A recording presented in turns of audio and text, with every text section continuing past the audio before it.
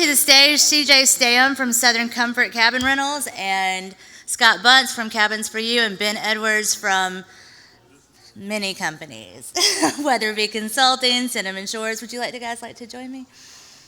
Sure. I'm sorry. They're already strategizing, so come on up. Don't ignore me.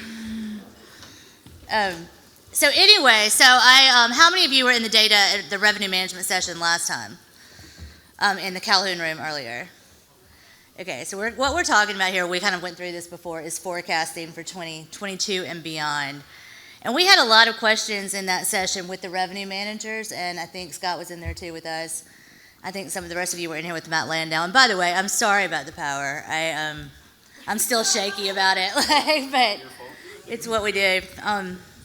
Looks like we have it back, and it looks like it's here to stay. We are moving lunch right after this.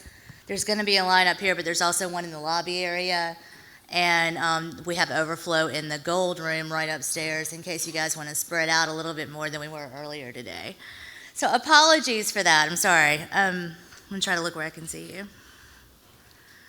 So Ben, I'm going to start with you just because you have actually been in consulting for a while. You've been in the industry under different roles from Resort Quest, but you've actually recently kind of slowly and quietly started acquiring stakes in vacation rental management companies. How many management companies are you invested in right now? A few. Tell me about the strategy there a little bit. So generally speaking, we'll go in to consult, and this is one end of the spectrum. I've got a partner in Carmel, California, and we went into her business and said, hey, Annie, this is what you need to do to turn your business around. And she said, well, I can't do that. She said, why don't you do that? Why don't you become my partner? And I said, well, my wife would kill me if I bought a business in California. So we ended up buying a business in California, and we've been great partners ever since. So in certain cases, there's a need. In other cases, there's an opportunity. And we've got this unique little group. My controller was an accounting manager for Resort Quest and oversaw 80 sets of books every month. One of my business partners was the director of marketing for Resort Quest. So we've got a little bit of a team that oversees some corporate roles in each of these companies. So it just kind of works. But we also do a lot of consulting. We have an accounting services division, and we sell a lot of businesses.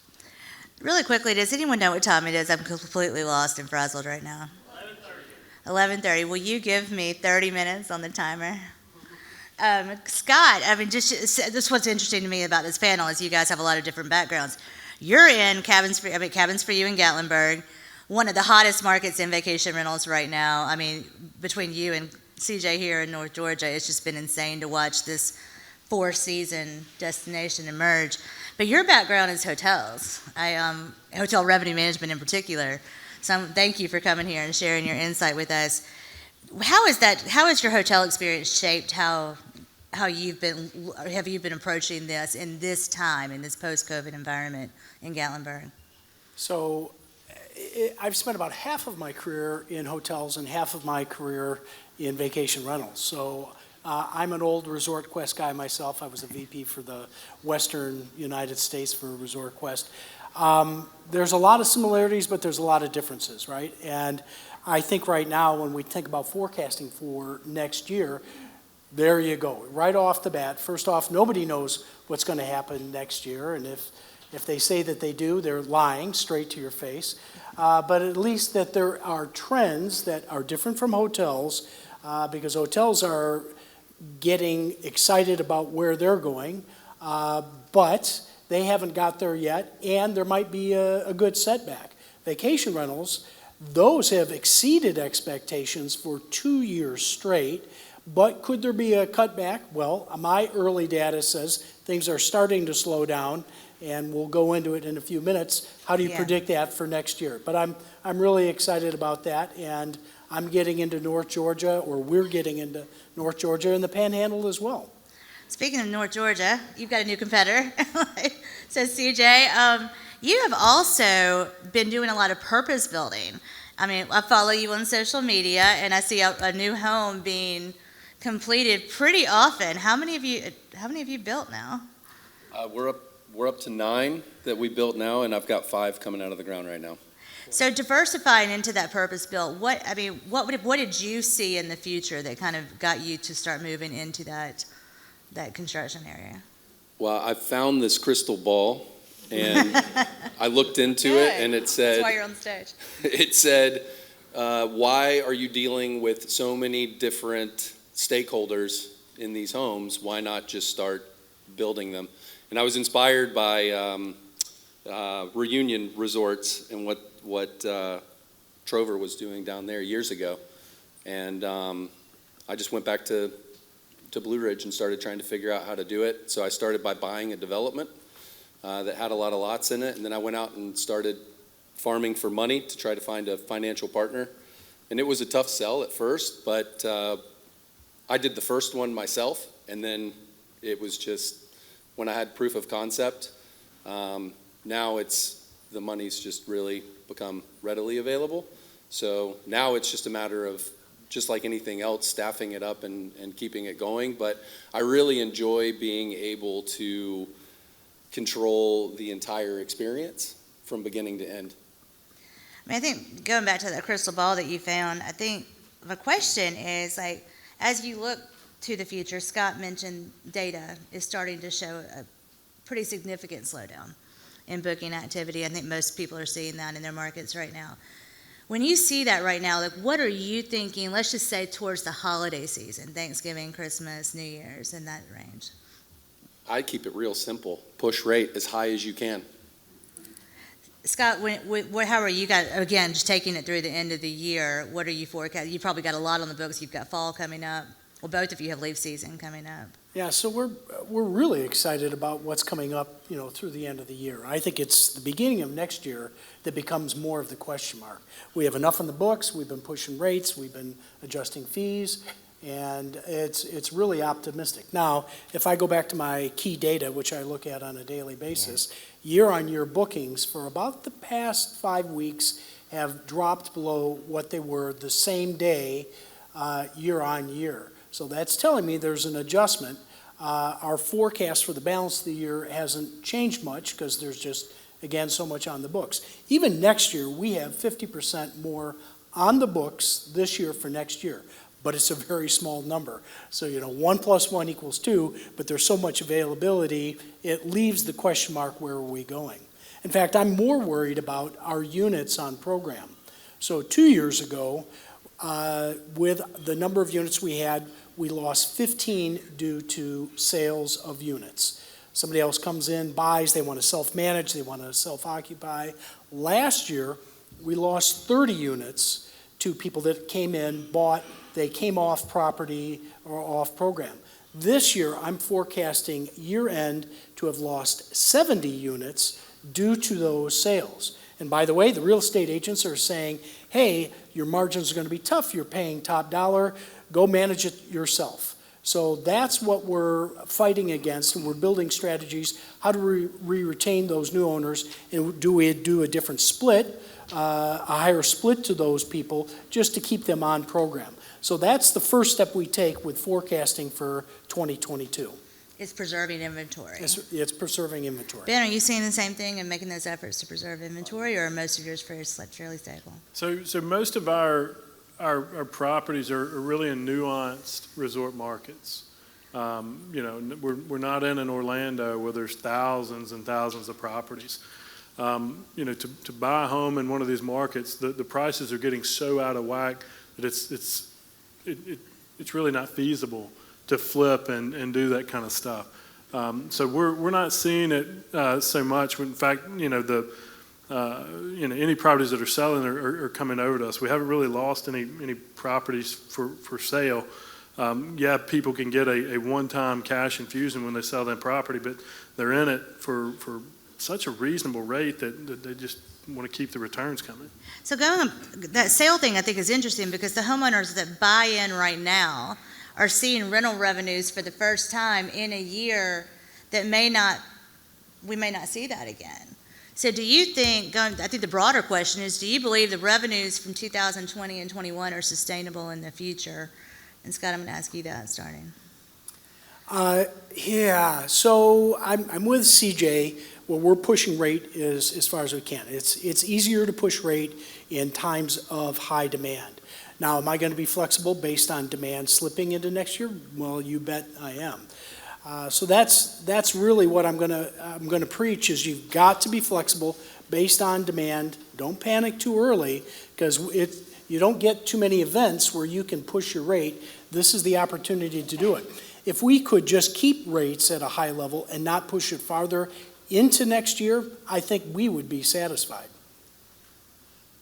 CJ, in your market, have you been seeing a huge rate increases? I mean, I'm in the Gulf Coast market, and we certainly have. I mean, we're seeing some pretty poor inventory for selling for almost like $1,000 a night. It's been pretty significant, and exactly what, they were talking about with turnover.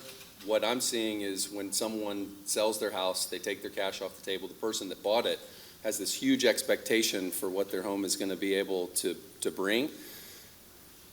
It's just the person that sold and took all their money off the table is really the one that would win if they stayed in, right? Mm-hmm. Because their return is going to be so much better because the rates are so high, but the rates have not caught up with the cost of the real estate. It's just not there. Like when we do a financial analysis for an owner to show the cap rate, like our cap rates in our area have gone down tremendously on the new home sale prices.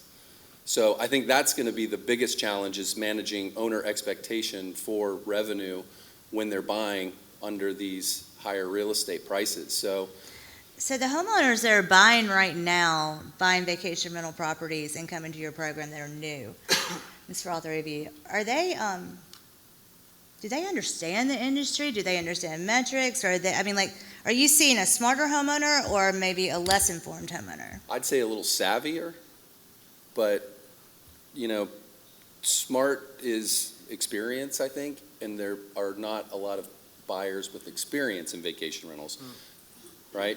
They get it conceptually, but they don't really understand it till they get in. You still, as a manager, have to educate them a lot. And there's a lot of hand-holding in the, first 90 days because, we adjust rates a lot in the first 90 days, trying to figure out exactly where this home belongs because they're all so unique. You can't just, say this home is exactly like that one, it should fit in this rate, right? Yeah. So that's why we like to start out pushing and then discounting off of that and find out where the sweet spot is on that house. But, an owner is very, very finicky at first, right? They want to be really involved, and it takes time. I think everybody realizes that, right? An owner at first is wanting to be so involved in everything, and then after they get comfortable, they start to kind of chill out. But another, kind of unique thing to our market, and I think possibly Gatlinburg as well, is we're 52 weekends, right? Yeah. So we're constantly, every single week, we're in every single home looking at all of our rates, watching how they're pacing, and that's the most important thing is how you're keeping your data, what you're comparing against, and going home by home and making sure that it's keeping up with the Tell me how previous you're years. doing it. Like what tools and technology are you using to forecast? So we love key data. We use that pretty regularly. Do all of you use key data? Yes. Okay. Yes. Yeah. We like that and good old fashioned Excel. A lot of So you're Excel, monitoring competition like benchmarks through key data, but you're actually looking at your competitors' pricing. Yeah, too. but also some of the tools in key data where we can set goals for the homes and really just look at an individual home year over year in key data has been really helpful as well. Just really quickly, does anyone have a question they want to ask on this topic of working with homeowners? And yes. Dawn's behind you. She's got a mic. Thank you. Larry Hoffer from Resortia. Don't you find sometimes these new homeowners really don't care about the rental income because they're parking cash from somewhere else and they're getting a lifestyle home? There are fewer of those. We like those. There are fewer of them.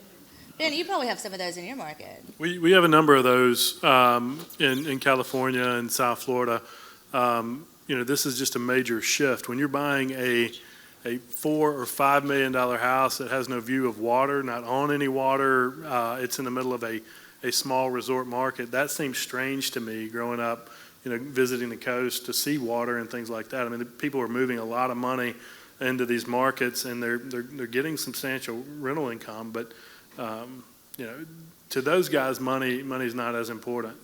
I've got a developer partner in Texas that says he will no longer build a property under $1 million moving forward because he doesn't want to deal with those homeowners. Those homeowners care about money too much. We have another question here, me. Yeah. Hi, Alex Cruz, Welcome Home Club. Just for the entire panel, I know that you guys are talking about kind of keeping price as high as possible and pushing it, and that being a supply and demand kind of dynamic. How do you feel about the actual management of the properties and the sustainability that might come along with really, really quality management and guest experiences? I think one of the things we've heard about, I'm going to add to your question if you don't mind, is this whole idea of asset management and like taking a property manager that actually is more financially aware and focuses more on property care and the quality of taking care of the home. And just want to add, is that also something that you guys are seeing there could be a Big time. differentiation for that? Yeah, big time. In our market, we wound up actually going full-blown operation center. We put 10,000 square feet and run everything out of there, and are bringing a lot of the services that were outsourced in-house. We're just finding that we can control the experience a lot better that way in the product. I don't know if my GM is in here, but he's from a manufacturing background. And when we first started talking, our goal was to manufacture an experience. You want to be able to keep homes in the best shape possible, and bringing a lot of your services in-house is really the best way to do that. We did a lot of blocking and tackling, we called it, during COVID, where we were literally blocking homes, giving them late departures, not giving the guests the late departure, but just putting a late departure in the system so that it would prevent back-to-back bookings, simply so we could have the time to get into the homes to do what we needed to do. And that was really important. I mean, keeping up with the homes is the hardest part. So back to your question about national brands. My experience was when I was with Resort Quest, Gaylord owned them. And it was all about going out and acquiring local companies, and they tried to come up with a standard across the board. They lost touch with the local communities, and they lost inventory. They might have grown due to acquisition, but they lost individual inventory because they didn't have that local touch that needed to happen. So for us, as we go into new markets, it's all about having that local touch to be successful. I question if we're headed toward another Resort Quest style meltdown with the national brands. So going back to the qualitative, question about quality, from my vantage point, we never got away from this. This is kind of how I was raised in the business. But we have strong relationships with our homeowners, and we have high quality properties. When you open up a drawer in one of our houses, all the forks are going one way, everything's lined out. You've got red wine glasses, white wine glasses.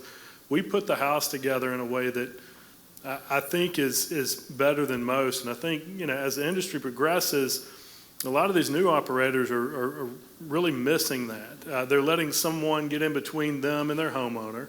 They may not have sourced the homeowner.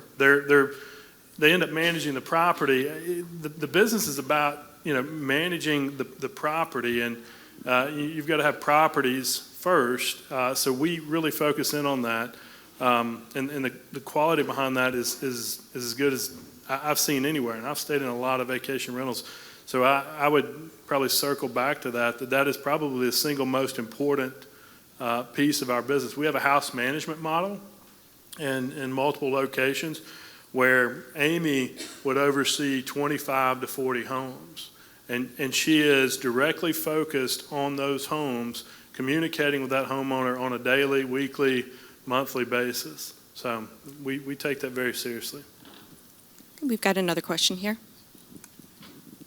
Hi, I'm Julie. You caught my attention. I am a property manager, obviously, but I'm also a real estate investor myself, and I get calls every day from these homeowners that are just paying top dollar and going, here you go, make this cash flow, and they're hearing these crazy returns, and it's a lot of pressure because thank goodness they don't ever ask me my personal opinion, but I would never buy these deals personally, ever. I wouldn't do it. And so I'm having to answer that question every day of, hey, what return can you get me? What cap rate? And I do my best, but I'm terrified. I'm terrified that I'm going to look bad. I don't control what's going to happen 6 months from now. If we stay where we're at, they'll be fine. And they know that. But, I try to be very honest, but it's just such a tight path to walk as a property manager to say, I can help you, but I'm nervous. But I don't want to say it like that. Look, I think you've got to develop a script and a process for that. Anytime someone raises money, as a question, as a possible pain point in the first 5 seconds of meeting you, that's a particular homeowner, and you've got to push back on that person and say, hey, wait a minute, you're not going to do whatever it is they told you you're going to do in year one, because things like timing of a property, you may not even be coming in that property may not be coming in the booking season. There's a myriad of things, and I think you just got to be overly communicative and frank with these folks, because it'd be better to lose them at that point, quite honestly, than to invest a bunch of time, effort, and energy into that relationship. I think one of the things you can do to take the burden off of you, again, is to go back to key data.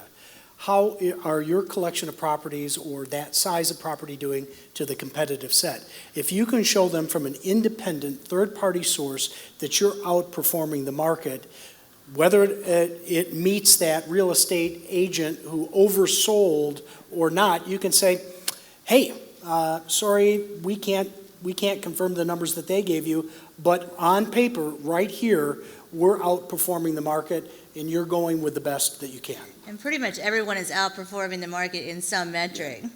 No, I So, like that, but there's also- something that you're doing better. to what both of them are saying, being honest is extremely important, showing them the data, but then asking the question, can you afford this home without the revenue? It's a really good question. Then it's just, they're going to. So let's talk about that. Like, when you're looking at right now, when you're return talking about, is- I'm sorry, go ahead. Sorry. No, go ahead. I was just saying that, you're going to generate revenue off the home, right?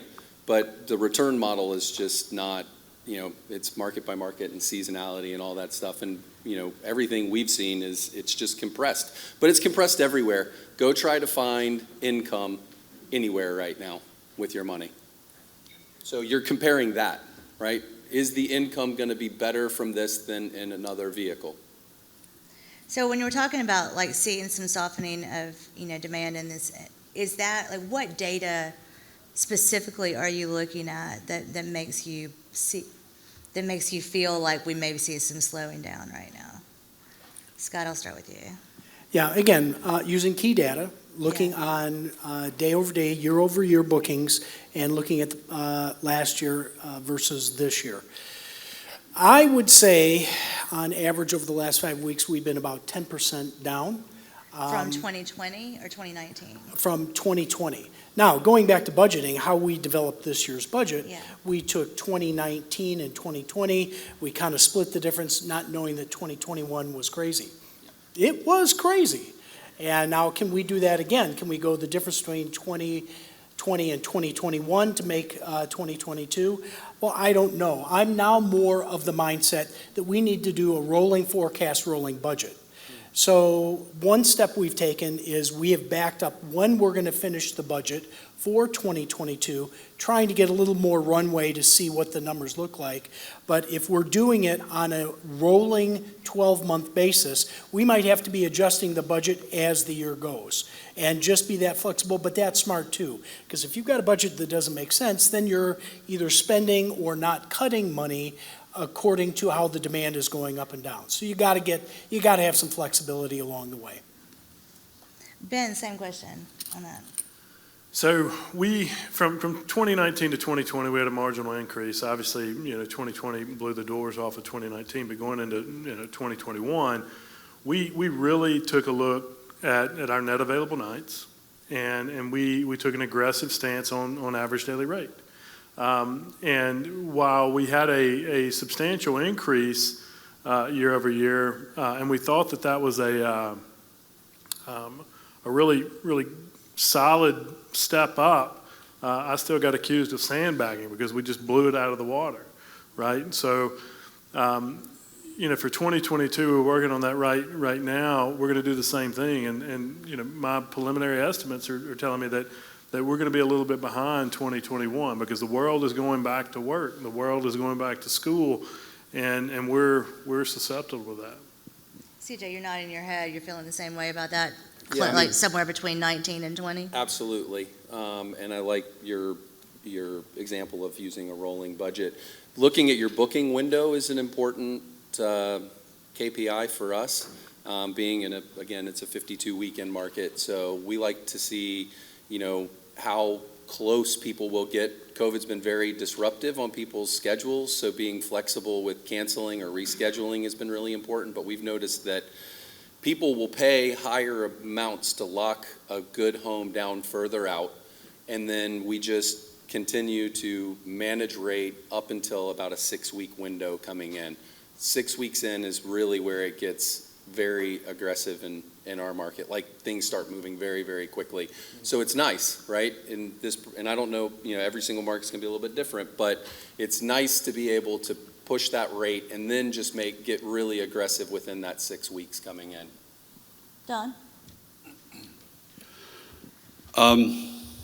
Year over year pricing, year over year comparisons as a key data metric is something that has created a natural incongruency, not just in our vertical, but everywhere.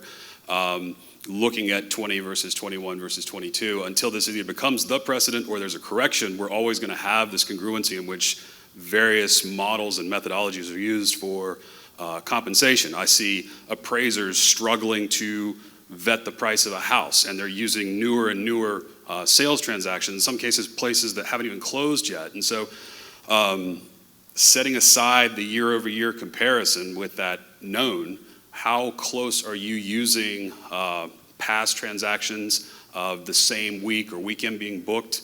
Where is your comfort level in getting to that up to the minute, where you're going in terms of, and that, I guess builds towards your rolling forecast, but where's your comfort margin in there? That's a good question.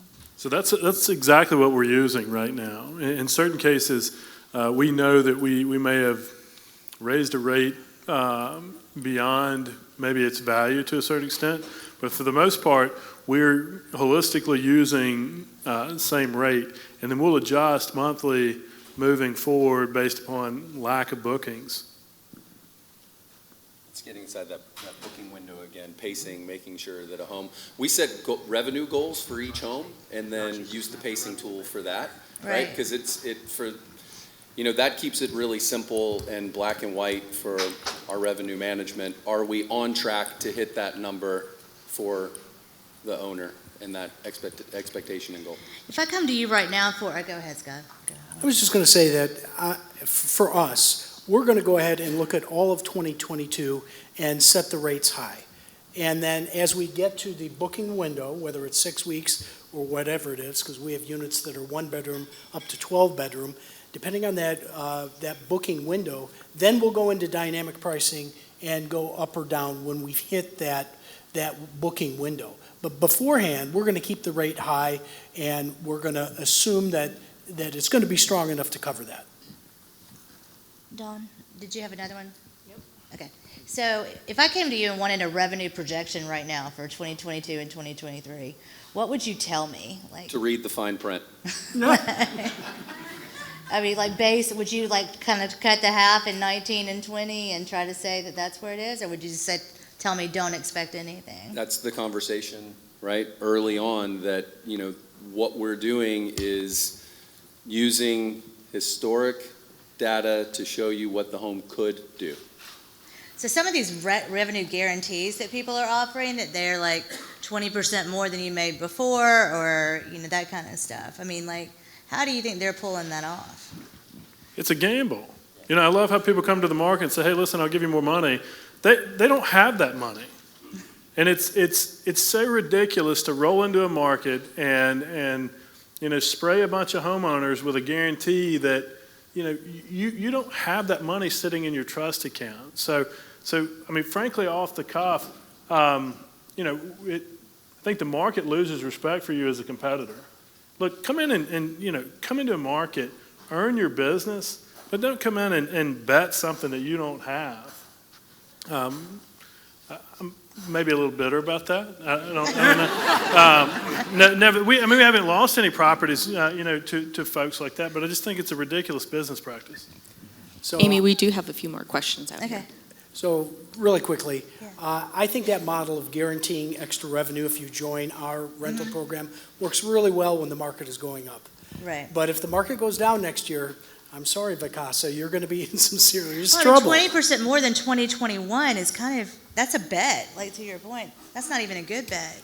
What's going to happen? Just to expand on Scott's point, we're all about the marketplace and the community and doing things in a measured way. And when you blow your business up, it blows up all over the rest of us. So that's the reason I have an issue with it.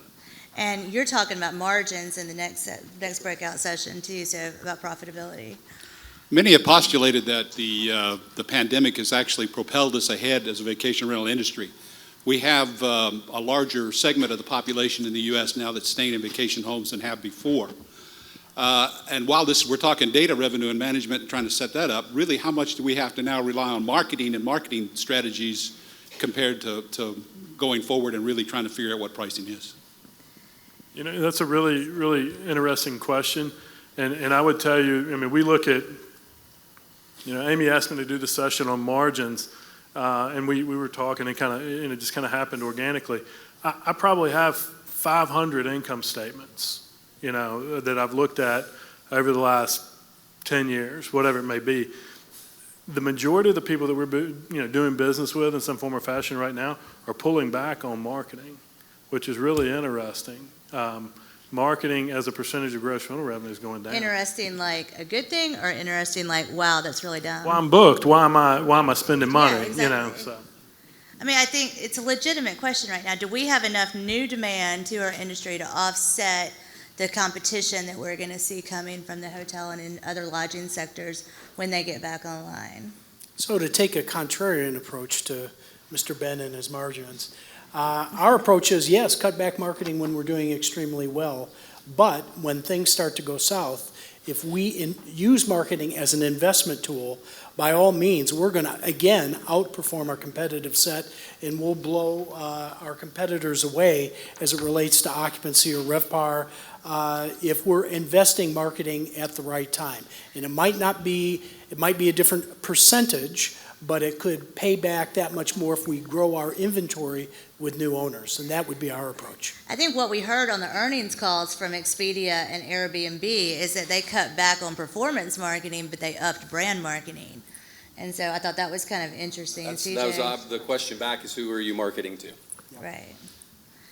Your return customers, new customers, homeowners. We haven't changed our marketing budget. We just changed where we were spending the money. Look, I think if you're running the business the right way, you're going to have a repeat guest push. You're going to see a lot of folks coming back. And with so many new guests coming to your properties, I think we're going to see an uptick. We're selling a lot of businesses right now where the buyers are saying, well, hey, is this revenue sustainable? And with all of these new people seeing these new markets, we think it is. Maybe it's not 100%, but the business isn't valued to 100% of that peak profit either. But I think a lot of businesses are going to see sustained profits for an extended period of time. One more quick, and then we're here for lunch being. My question is only, Alex Cruz again.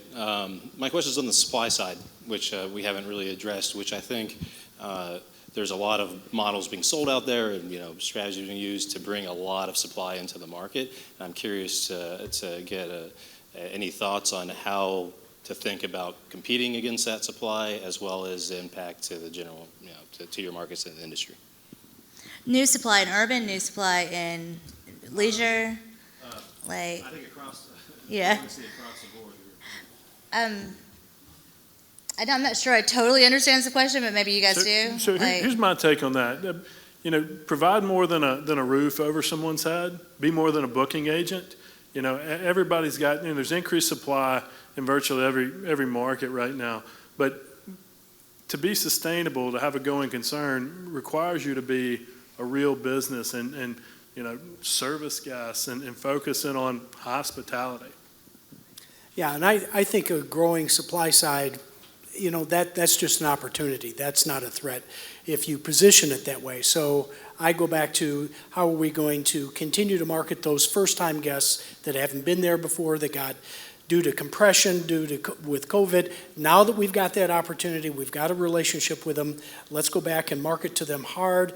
Email blast to former guests in various segments is probably the cheapest way to market you can go after. So go hard and heavy and make it happen. I think what we're going to do, we're going to do lunch right now. I'm not sure exactly where lunch is. So there's some food somewhere.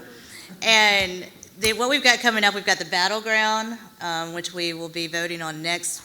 CJ's going to help us judge that, where we're going to get to see some new pitches. And then for these executive sessions, we have a C-level panel tomorrow to talk more about these kind of competitive issues, about consolidation. We also have kind of a whiteboard session later that you'll see about a SWOT analysis.